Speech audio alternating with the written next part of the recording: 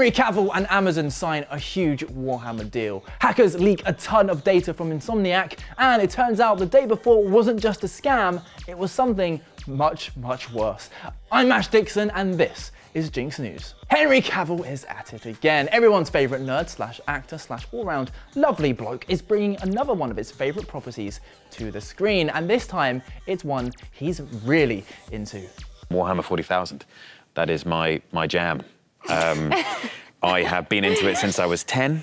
What's your army at the moment? Custodes. Ah, yeah. I'm going Necrons next year. Necrons? Oh. Okay, all right, cool. Yep, it's Warhammer. It was always Warhammer, it was always going to be Warhammer, but getting these kinds of things off of the ground isn't easy, so fair play for getting it done. It's been over a year since Games Workshop and Amazon announced that they had a collaboration in the works, but they finally put pen to paper and Warhammer 40K is officially coming to the screen. But Ash, is it the big screen? Is it the small screen? I hear you ask in my head amongst all of the voices. Well, dear viewer, I don't actually know soz, but here's what Games Workshop have to say about it. Today we have an update, and it's one we've all been longing to hear. We've now signed the full agreement and the next stage can begin. Now comes the fun part, working out all of the creative details with our partners and getting the first script written and into production. What Warhammer 40K stories should we tell first? Should we kick off with a movie or TV show, or both?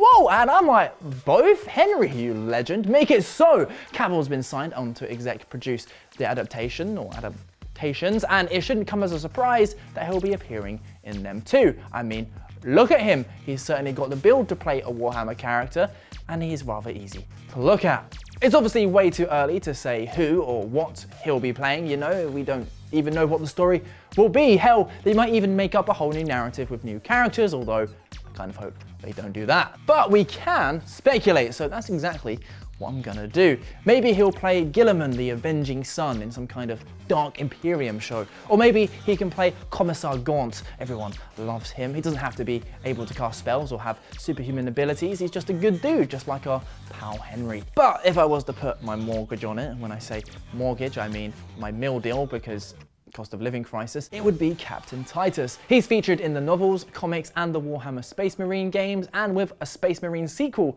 on the horizon, it would make sense to tie everything together. He also kind of looks like him. See? I mean, Henry's obviously far more handsome. He out-handsomes basically everyone. I also think he looked pretty dope with those service studs in his head. Obviously, a lot of people are excited about this project, so much so, in fact, that Games Workshop's shares jumped up by 4% when the news was announced. It did dip back down since then, but they're still higher than they were before the announcement. I guess the only bad news in all of this is that the project is still a way away from production, with filming tentatively scheduled to begin in 2025, meaning we probably won't see it until 2026 or even 2027. But honestly, that might be a good thing. Warhammer fans have been waiting decades for this, so what's another couple of years if it means they do it right? The creators of Spider-Man 2 have been hacked, and a whole ton of information has been leaked. Insomniac are much loved due to their Marvel and Ratchet & Clank games, but that didn't stop them from being the target of hacking group Rhysida. They managed to scrape 1.3 million files, totaling around 1.67 terabytes of data. That includes gameplay from their upcoming Wolverine game, info about his other unannounced titles in the works, as well as a load of internal documents. Now, out of respect for the studio, we're not going to show that footage or reveal the games they apparently have in the works. After all, this is the internet. If you want spoilers, you know what you're doing, you know where to find them. The hacking group initially held a 50 Bitcoin auction for the data, which equated to around $2 million, but after Sony refused to pay up, around 98% of the information was leaked online. Apparently, the only motivation for the hack was money, and if that was the case, it's probably good no one did pay up, because that would only encourage more attacks. And overall, I just feel sorry for the developers having their work spoiled. Getting to reveal your game is such an exciting moment for the studio, but considering Insomniac's popularity, I'm sure people will rally behind them in times like these. The day before was one of the wildest releases of the year, and the whole thing was such a massive show that it left everyone bewildered at what the hell was actually going on. Well, some of the developers behind the game have now spoken out, and let's just say things were even crazier than people imagined. Now, some quick context on the actual game. It was set to be an MMO zombie survival game set in the post-apocalyptic America. The developers, fantastic, were fairly unknown, but they talked a big game, and alongside some carefully crafted trailers, the day before became the most wishlisted game on Steam.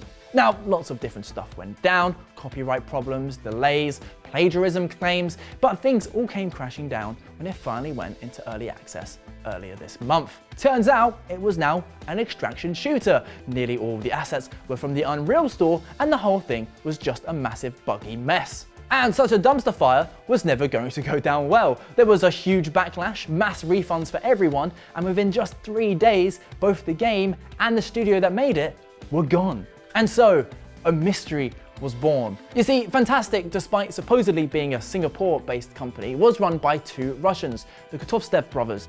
And it seemed nearly all of the developers who worked on the game were Russian too. They did have an address in Singapore, but one journalist scoped it out and it turns out it was just a virtual address. So why do this? Well, it's thought that the company may have received some kind of grant from the Singapore government, although that's unconfirmed. Plus, following the invasion of Ukraine, the Kotovtsev brothers were keen to shake the Russian image for more international appeal. But that's all fairly recent because it turns out the game was actually in development for 5 years. Fantastic had made some fairly successful smaller games in the past and partnered with mobile publisher Mytona. The Kotovtsev brothers set their sights on their first hugely ambitious AAA game, and so marked the start of 5 years of hell for the developers.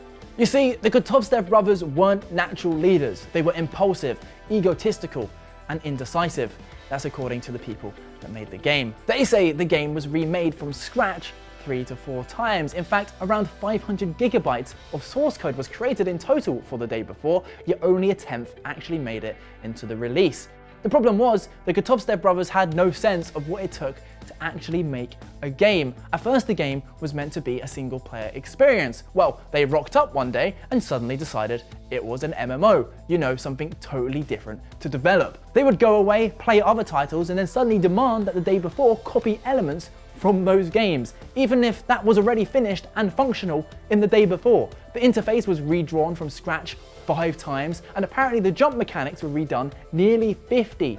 And no department was safe. 2 months before release, 2 months, the Kotovtsev brothers were lapping up the new Spider-Man 2. In fact, they loved it so much, they decided their city looked too depressing and that the art team needed to make it more like Spider-Man 2. 2 months before release. They were also obsessed with displays of wealth. Lamborghinis, Bugattis, Louis Vuitton bags, Rolex watches, they all had to be in the game, despite, you know, it being a post-apocalyptic setting. Kind of gives you an insight into their values as people. And what if people spoke up against the insanity, or even offered their own ideas? They were instantly fired, or to then be rehired 3 months later because they had no one to make their game. Which explains the absolute mess which was released, and explains why the brothers asked not to call it a scam. In the eyes of the Kotovtsevs, they were pioneers, revolutionaries. Hell, according to the developers, the brothers considered themselves almost Hideo Kojimas. Meanwhile, all those trailers that were released, they weren't the actual game. In fact, often they were builds specifically made for the trailer, or in an effort to win over companies like Nvidia. And finally, it all came crashing down on December 7th. The brothers missed the release for some reason, leaving the developers to try and clean up the mess, all to then be told that they can't release the hotfixes because Dr. Disrespect is streaming the game. Over the weekend, they set up an action plan to fix things, all without the Kotovtsevs, but by Monday, it was all over. The brothers were closing things down. 5 years of blood, sweat and tears, all for nothing. And that brings us to today. As is with the case with narcissists, it seems the brothers have absolved themselves of any fault, and it seems they're already setting their sights on making new mobile games under a different name. While it looks like they didn't get any money from Steam, there's bigger questions on what investment money passed hands behind the scenes.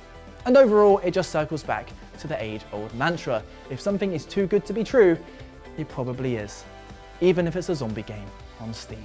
And that's the show. Thanks so much for watching. A like and subscribe really helps us out. So do your comments down below. Check out yesterday's video somewhere around here, and we'll see you tomorrow.